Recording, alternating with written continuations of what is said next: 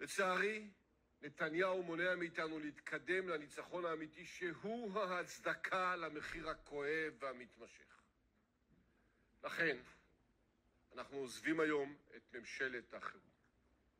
בלב כבד, אך בלב שלם.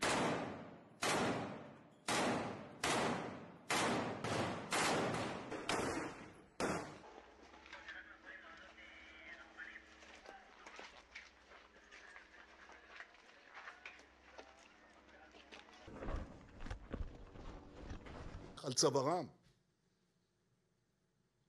אתה שואל מה הסיכון שהאלה...